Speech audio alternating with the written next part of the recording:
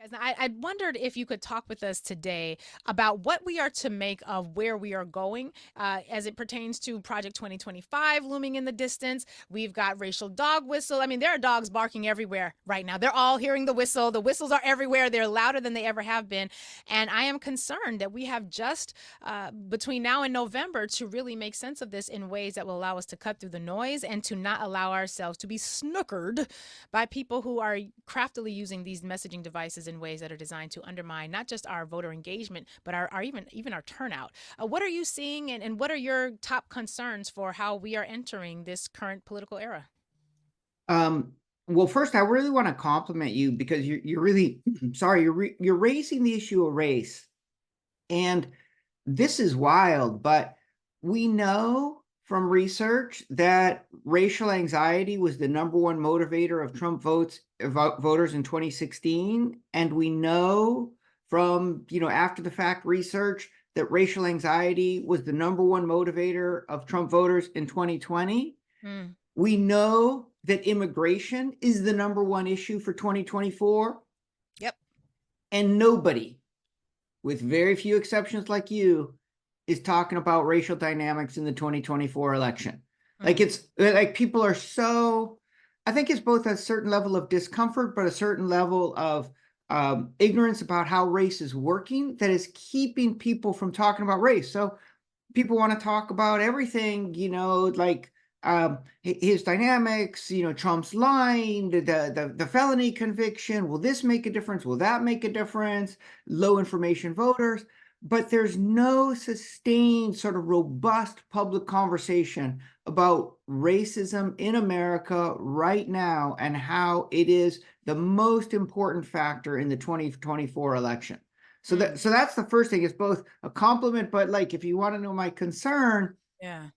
we are coming up against this crisis in racism in the United States, and nobody is talking about it. People are talking about everything but the racism that's going on and how it's operating, right? And so, listen, if we're not focused on it, if the mainstream media is not covering it, if Democratic politicians aren't focused on it, if campaigns aren't thinking about it, if the consultants aren't worried about it, if the unions aren't discussing it, Mm. you can't solve something you can't see, Right. right? So that's really my biggest fear is like, hey, we're not paying attention. My second biggest fear, which is, and here's what's likely to happen if Mm. the election, if Trump wins, or if the election is even close. Yeah. Yeah. I got to be honest with you. This is all I can think about in some ways. I feel like this is all I can think about. I was speaking with someone recently, and they were launching a new effort or program or what have you. And they were talking about focusing on the Black group, right? They were let's say it was artists. They wanted to focus on Black art, or let's say I don't remember what it was, but let's say they were authors. They wanted to focus on Black writers and really amplify Black writers. I was like, okay, now wait a minute. I'm going to need you to actually find different language, because as soon as you say in this era, as soon as you say I want to focus on Black fill in the blank, you're also putting yourself a potential bullseye on you from folks who are not going to talk about race, but they want to make sure no one talks about race, and they're going to sue you into oblivion as soon as you mention that you want to do anything for a Yeah. specific I mean, I racial think the subset. thing I think there's a big lie that's going on with these color blindness, attack on Mm, woke, attack on 1619, attack yeah. on diversity, equity, and inclusion. And the big lie is that on the surface, these people are saying, hey, we should be colorblind in the sense that we should never acknowledge race. And all of you people who keep talking about the history of slavery, or who keep talking about inclusion, you're the racist because you keep talking about race, right? So Yeah. the big lie is on their surface, they say, we don't want to talk about race anymore. Mm, And in fact, their goal is just the opposite. In fact, their goal is to make race the most important part of the political conversation in the United States, to right. heighten the salience of race in the minds of white voters. That's Mm, their actual goal. Their goal is not to suppress attention to race. huh. Their goal through all these attacks on diversity, equity, and inclusion, on wokeness, on 1619, on Black Lives Matter, their goal is actually to make race the most central thing in the Mm. minds of white voters, combined with the message that when this country focuses on race, it does so as a way to exact racial revenge on white people Mm. who maybe their far distant ancestors did something bad, but they certainly didn't. They're innocent, right? Like that's the big lie of colorblindness. It says, hey, we want to tamp down on race talk, but the real goal is to constantly drive racial anxiety among white folks. Mm. And it feels like it's pretty successful right now. I don't think enough people are watching your videos, Professor, because they are I don't think so either. they're being very successful right now. Race is all people cannot talk about, right? And I'm saying it that way because we're not talking about it, but that's all people cannot talk about. The iconography, the messaging, the invocation of a black face when it's really just AI imagery. It's all people can talk about, even while they're not talking about it. For those of us who actually want to talk about it so that we can talk about it, what are we not missing, or what are we not getting rather at this late date of June? We about to be in Juneteenth, sir. What are we Yeah. not getting about this point right now? Because we're running out of So time. so the right is winning because they understand something the left doesn't. And this is hard because here I'm going to break with most racial justice activists. I want to be clear. I get where they're coming from. I was coming from the same place for a couple of decades, right? But here's what's happening. The right actually wants us to talk about white supremacy and racism in the way that we mainly do. Mm. And why do they want us to do that? Because the way the left talks about racism really does scare the hell out of most white people. And this is really key. I don't think anybody appreciated this until 2020. We're losing a lot of people of color with the way we talk about racism. Huh. We're losing a lot of people of color. Like those of us who are activists, those of us who studied racism, those of us who put a lot of work into it, we've kind of got ourselves to where we're comfortable talking about systemic racism or entrenched racism or racism that kind of dominates the entire culture.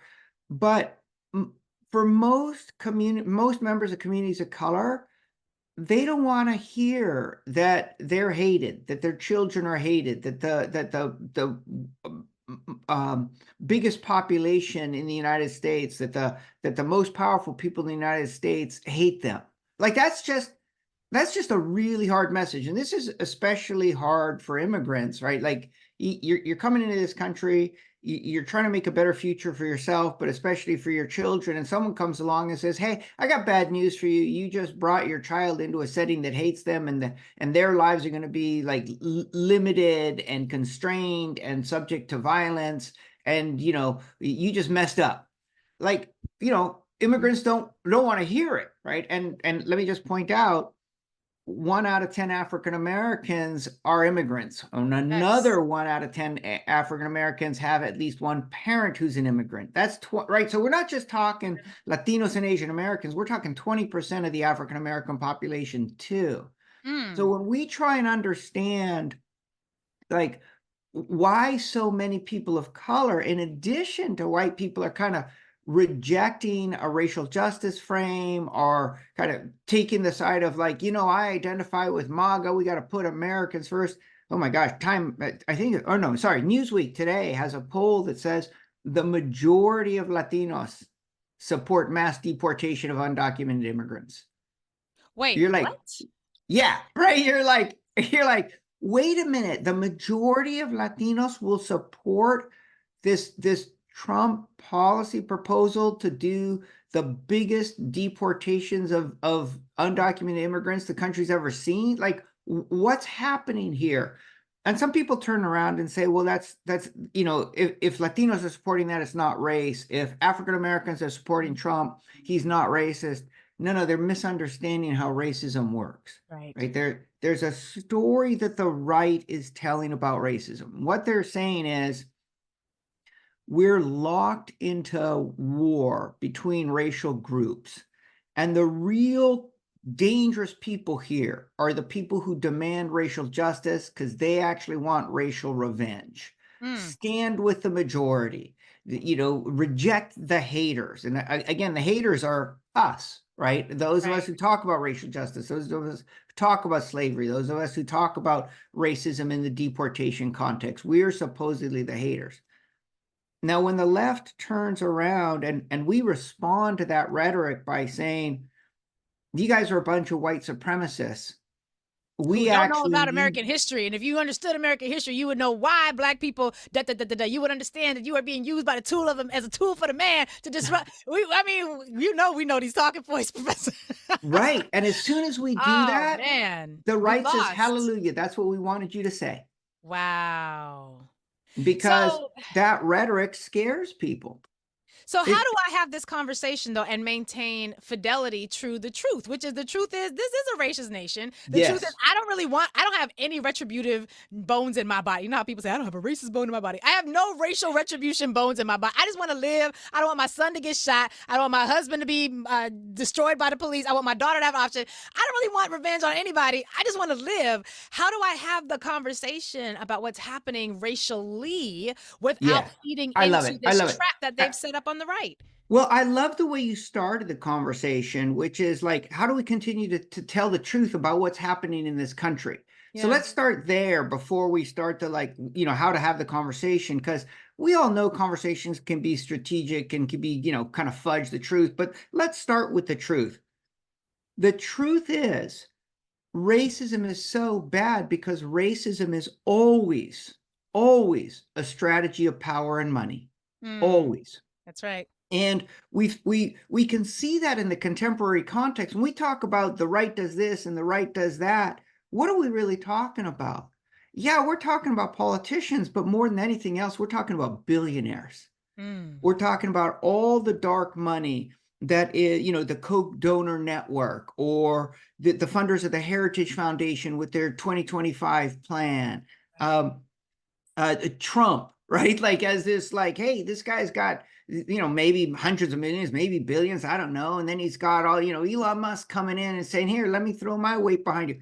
We're talking billionaires. Mm, Why are billionaires throwing so much money into racial division, into racial mm, fear and resentment, into supporting this rhetoric of colorblindness that scares people to thinking about race all the time? Why are they doing that? huh. Because they know the same thing the plantation owners knew Come back on. in the 1600s, Come on. that if you want concentrated wealth and power in your own hands, you got to divide the rest of society.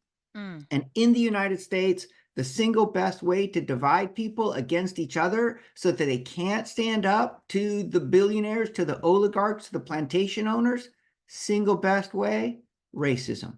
Right. yeah. And that's the truth. And it was the truth in terms of slavery. It was the truth in terms of genocide. It's been the truth that Du Bois wrote about. It's the truth that Martin Luther King saw, that Fred Hampton saw.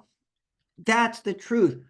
Racism right now is so bad because it's so good for the millionaires and billionaires. Mm, They're funding it, they're promoting it, they're stoking it, right? Like, that's what's happening to us. Let me just say, you mentioned, you don't want your child to be shot. Why is there so much police violence against Black communities? And I think that there's one story that says, well, there's a racist cop culture. And there's another story that says, well, this is just Jim Crow all over again. Those things are right. There is a lot of racism in cop culture. There is a tremendous through line from slave patrols to Jim Crow to mm, contemporary violence against Black communities by the police. But even more important, starting almost 60 years ago, Republicans started using the language of law and order. Think mm, Richard Nixon, but also hear the yeah. echo in Donald Trump, Yeah. Yep. to scare white people, to say, oh, we're just talking about law and order, when really they were communicating to white people that whites are innocent and Blacks are pathologically violent. And then Democrats, not knowing how to answer, they started saying, using the same rhetoric. Bill Clinton. So then you get, like, this is going on for half a century. Republicans and Democrats have been competing with each other to try and fund the police, to show who's tougher on crime, who's Mm, stronger on law and order. And what both parties have been doing is Yeah. supporting a culture, a practice, a policy, or a set of policies of mass incarceration and police violence primarily aimed at Black and also at brown communities, right? So Mhm. police violence against Black communities that's so bad right now, the main culprit is this intentional weaponized politics of racism by people seeking political power, Mm. by people funded by billionaires. And So yes, then, it expresses itself in this intense racist, the slow motion murder of George Floyd. We see that, but we also have to look behind it at the politicians and behind them at the billionaires. so you're describing something that we intuitively know, although I'm seeing resistance to it. There are folks wrestling with what you're saying, but y'all, he has just framed for us what Lyndon B. Johnson said. When Lyndon B. Johnson said, if you can convince the lowest white man that he's better than the best colored man, he won't notice you're picking his pocket. Hell, give him somebody to look down on, and he'll empty his pockets for you. This is why I think we have people like Reverend Dr.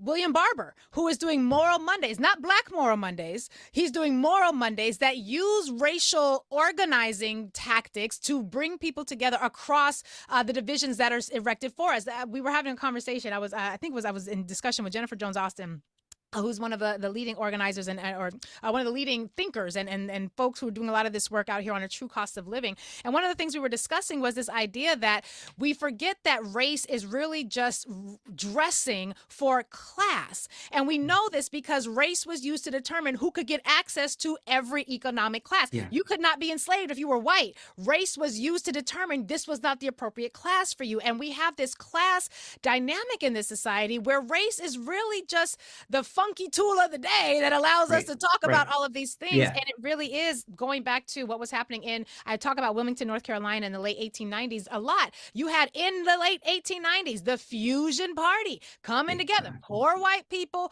poor Black people. Hey, you don't have any teeth in your mouth?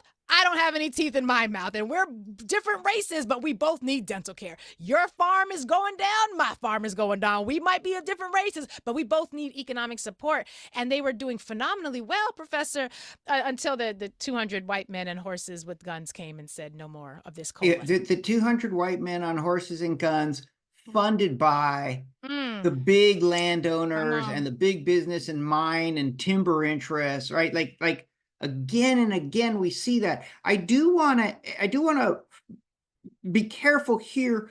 There is a dynamic in which you see this sometimes among the Marxists, you see this sometimes among unions, in which people say, okay, if the real issue is wealth and power, then let's stop talking about race. Race is like a tool, but it's not that important. Let's keep our eyes on what's really important. And I just want to say, in the United States, that doesn't make sense. Right. That's going too far to the wrong direction. Too Bring far, it right? back. Bring it If back. Bring it back. racism has been the main class weapon of the last 400 years, racism is an enormous monster in our society. And you can't just be like, oh, well, it's really class. We're just going to talk about that. It's like, no, this is why, even the fusion movement, it's a race class movement. It doesn't say one of these is more important, one of these is just trivial. It says both of these are fused together. You Yeah. can't have oligarchy in the United States without racism. You don't have racism in the United States without oligarchy. You can't separate them out. You can't say, I'm just going to do one or I'm just going to do the other. That's an enormous mistake. We have to do both all the time together. Mm, I like that. Do them both all the time together. We're reaching the end of our show. The next time we have you come on, see me speaking that into existence, I want to have the discussion about how we do both of those together. Because part of me, whenever I hear these conversations, I'm resistant. I'm like, we're going to talk about race. We're going to do it. And I'm hearing you say, yeah, we're going to talk about it. Let's just do it in a way that's more effective. Because here's the thing, folks, the right message at the wrong time or the right message presented in the wrong way, does it really matter if it's right? Right? My mom used to tell me, you could be right and wrong at the same time. You want the Yeah. right thing at the right time, because the right thing at the wrong time is never the right thing. That was usually when I was about to get in trouble. But I think it's also true for this conversation. I want to have, because we can have conversations about race and racism ad nauseum. Frankly, I'm pretty damn good at it and I enjoy it. But I want to be effective, Professor Right. Haney Lopez. And I'm realizing that with Project 2025 coming down the pike, and I'm saying it this way because a lot of us think or have been allowed to sort of sit in I don't know what you want to call it, the mistaken belief that if Biden were to win, or the Republican or the Democrats were to win, that Project 2025 and the threats it poses all of a sudden poof and go away. They don't. They become Project 2029, right? They're going to keep going. And so we have got to, if this country's going to be a country, this is the part we got to figure out, and not Right. just in the quiet spaces. This is the part that has to be a part of our praxis. It has to be a part of our organizing ethos. We have to be able to walk and chew this gum at the same time. Otherwise, I'm less I optimistic. completely agree with you. People thought that when Biden won in 2020, people were like, oh, the fever is broken. But the Whew, fever was never Trump. The fever is racism. The that's right. fever is racism that That's is constantly being fed like, high fructose corn syrup so that it keeps getting worse and worse and worse mm, by the billionaires. If we don't solve that, we as a country will continue to be in crisis. We will continue to risk not just losing our democracy, but descending into civil war. Right? Look, yeah. that's the crisis that we have to solve. We can't solve it unless we can talk about it. I just want to say what's an effective strategy for communicating this? Compare two messages. Mm, One message is to say, hey, the problem in our country is white people. yeah. And the other message is to say the problem in our country is billionaires who want to run the whole system by trying to convince us that Mm, racism makes sense. mm. I Right. like And and I and like and I that. think that second message, it has two virtues. One is it's more accurate. That Hmm. is the real problem. That is what's been happening to us for the last 400 years. It's certainly what's happening to us now.